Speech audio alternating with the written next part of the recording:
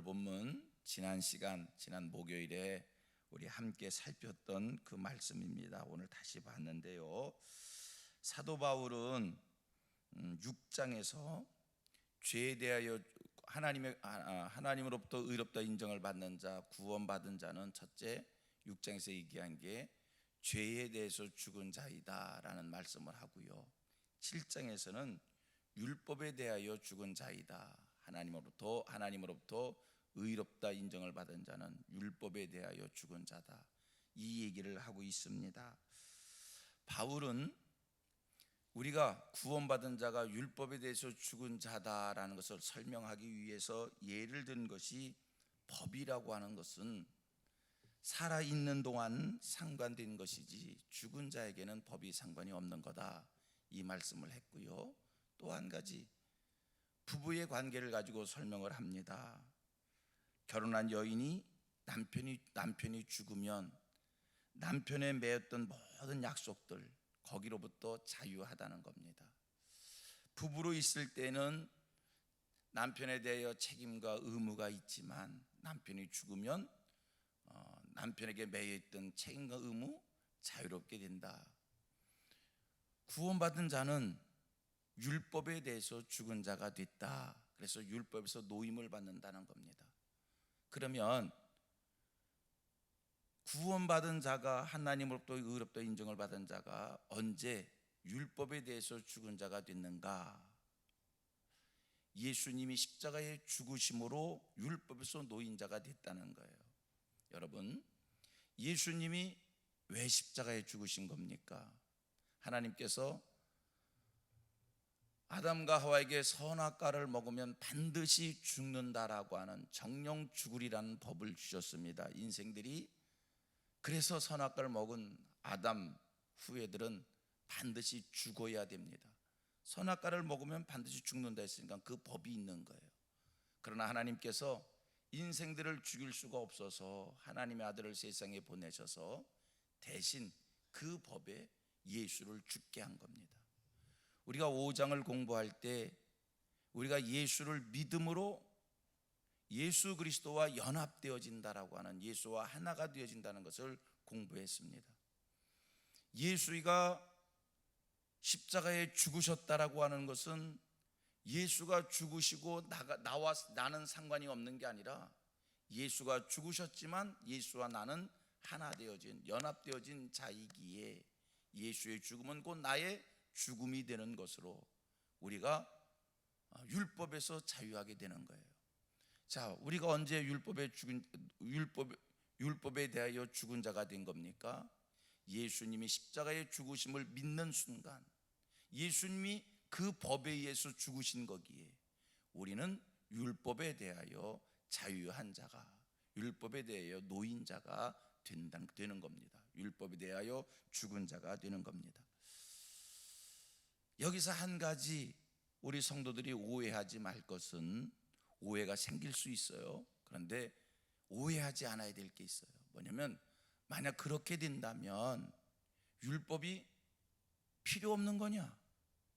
율법이 무용한 거냐? 율법에 대하여 우리가 죽은 자가 됐다니까 그러면 더 이상 율법이 나와 상관없는, 율법이 완전 필요 없는 그런 것이냐? 바울은 또 그렇지 않다는 거예요.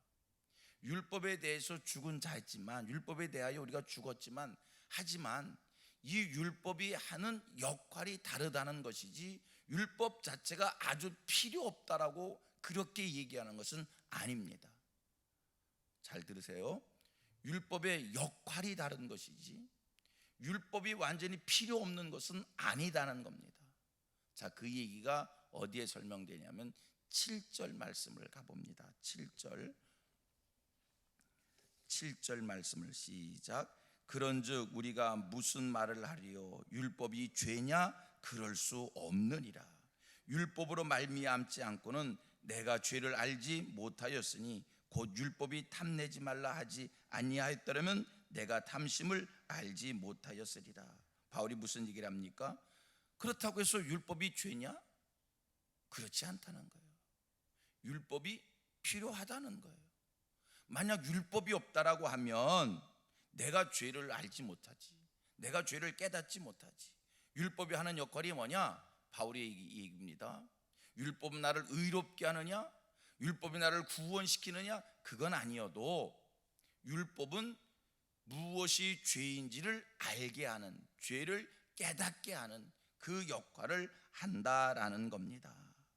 여러분, 율법을 통해서 죄를 깨달으면 여러분, 사람들이 다 괴롭지요. 아이고, 내가 이것밖에 되지 않는구나, 내가 이런 죄를 지었구나, 이거 어떡하지? 그래서 죄를 깨달은 자들이 그 죄를 가지고 예수 그리스도에게로 가는 거예요. 그래서 예수 그리스도로 가서 그 죄의 문제를 해결받고, 또 죄를 이길 능력을 예수 그리스도에게부터 공급받아 힘을 입어 율법을 지키는 자들이 될 수 있는 겁니다. 이게 율법의 역할입니다. 자, 반복합니다. 율법을 통하여 어떻게 하고요? 죄를 깨닫고, 죄를 깨달으니 죄의 문제를 발견했으니 그것 가지고 누구한테로 가고? 예수 그리스도께로 가서 죄의 문제를 해결받고 죄를 이길 능력을 얻어 율법을 또 지키는 자가 될 수 있다는 겁니다. 자, 오늘 본문 4절로 옵니다. 보세요. 4절입니다.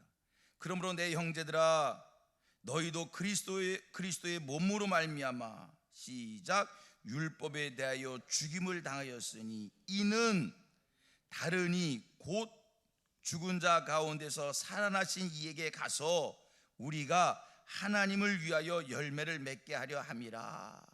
아멘. 말씀 이해하셨습니까? 한 번 더 읽을까요? 자, 말씀 그 자체로 설명이 다 돼 있어요. 그러므로 내 형제들아, 너희도 그리스도의 몸으로 말미암아 율법에 대하여 죽임을 당하였으니, 다 같이, 이는 다르니 곧 죽은 자 가운데서 살아나신 이에게 가서 우리가 하나님을 위하여 열매를 맺게 하려 함이라. 무슨 말씀입니까? 사도 바울이 우리에게 하는 말씀이 있어요. 무슨 말을 하고 있어요? 율법에 대해서 죽은 자이다는 겁니다. 그리고 더 가르쳐 주시는 말씀이 뭡니까? 우리를 왜 율법에 대해서 죽은 자가 되게 했느냐? 하나님께서 우리를 왜 율법에 대하여 죽은 자가 되게 했느냐? 하나님이 우리를 왜 율법에 대하여 자유한 자가 되게 했느냐? 왜 율법에 대해 노임을 얻게 했느냐? 4절 하반절입니다. 율법에 대하여 죽임을 당하였으니, 한 번 더 같이, 율법에 대하여 죽임을 당하였으니, 다 같이, 이는 다르니 곧 죽은 자 가운데서 살아나신 이에게 가서, 여기까지. 왜 율법에 대해서 죽임을 당하겠느냐? 이는 우리를 누구에게 가게 하기 위해서? 다른 이에게 가게 하서. 그럼 여기서 얘기하는 다른 이가 누구입니까? 설명하고 있지요. 죽은 자 가운데서 살아나시니. 여러분, 죽은 자 가운데서 살아나신 이가 누구예요? 예수 그리스도예요. 우리를 율법에서 자유하게 한 것은, 율법에서 노임을 얻게 한 것은 우리를 다른 이에게 가게 하기 위해서, 예수에게 가게 하서, 예수에게 가게 하서, 그 다음 말씀, 하나님을 위하여 열매를 맺게 하기 위하여. 아, 그렇구나. 우리가 율법에서 자유하는 순간 우리는 예수에게 갑니다. 예수에게 갔더니 하나님을 위하여 열매를 맺는 자가 된다는 겁니다. 성도님들, 구원받은 자의 삶, 성도의 삶, 인생들의 궁극적인 목표는 뭡니까? 하나님을 기쁘시게 해드리는 거예요. 하나님을 영화롭게 해드리는 거예요. 이거는요, 하나님이 사람을 창조하신 목적이에요. 하나님이 인생을 왜 창조했느냐? 우리를 통해서 찬송을 받으시려고. 구원받은 자가 깨닫는 첫 번째 진리가 뭐냐? 아, 인생은 하나님을 영화롭게 해드리는 데에 그 책임과 그 의무가, 그 목적이 있는 거구나. 바울사도 우리가 어떻게 하나님을 영화롭게 해드릴 수 있겠는가? 우리가 어떻게 하나님을 위한 열매를 맺는 삶을 살 수 있는가? 율법의 한계예요. 율법을 가지고는 하나님을 위한 열매를 맺을 수가 없어요. 하나님을 영화롭게 해드릴 수가 없어요. 율법 맨날 죄를 깨닫게 하지. 율법 앞에 있으면 우리가 맨날 무거운 짐, 이거 해도 되나? 이거 하면 안 되지. 이렇게 해야 되지, 아우 이렇게 못했네. 율법은 맨날 이런 깨달음만 주는데, 이런 부담을 가져다 주는데, 이런 부담감을 가진 자들이 어떻게 하나님을 영화롭게 합니까? 예수 그리스도께로 갔더니 예수 그리스도 안에 능력이 있더라는 거예요. 예수 그리스도 안에 기쁨이 있고 예수 그리스도 안에 감사가 있고. 여러분, 우리가 하나님을 어떻게 영화롭게 해드리는가? 예수 그리스도께 갔더니 기쁨과 감사를 예수가 주시는 거예요.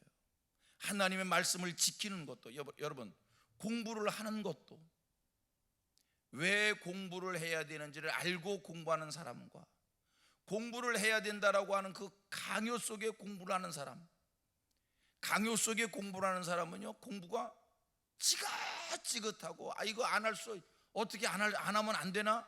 그런 부담감만 오지만, 공부를 해야 되는 이유를 아는 사람은 공부가 재미있는 거거든. 공부가 기쁜 거거든. 우리가 예수 그리스도께로 가면 예수 그리스도 안에 은혜가 있기에, 감사가 있기에, 기쁨이 있기에 하나님을 위한 열매를 귀하게 맺게 될 줄로 믿습니다. 우리가 하나님의 말씀을 지켜야 됩니다. 우리의 언어 행실 속에 하나님을 기쁘시게 드리는 귀한 삶이 나타나야 됩니다. 어떻게 하면 내 언어 행실 속에 하나님을 기쁘시게 드리는 삶이 나타날 수 있을까? 예수 안에 갔더니 예수 안에 성령의 감동이 있고 성령의 역사가 있어서, 예수 안에 능력이 있어서 그 예수가 말씀을 지키게 해주심으로 우리의 언어 행실 속에 하나님을 영화롭게 드리는, 기쁘시게 드리는 귀한 열매들이 나타나 하나님을 위한 열매를 풍성히 맺게 된다는 그러한 진리의 말씀입니다. 율법에 대해 죽은 자가 되므로 우리는 그리스도에게로 옮겨가게 되고, 그리스도에게 옮겨가겠더니 그리스도의 법이 우리로 하여금 하나님을 기쁘시게 드릴 수 있는 거룩한 삶을 살게 해 주십니다. 할렐루야.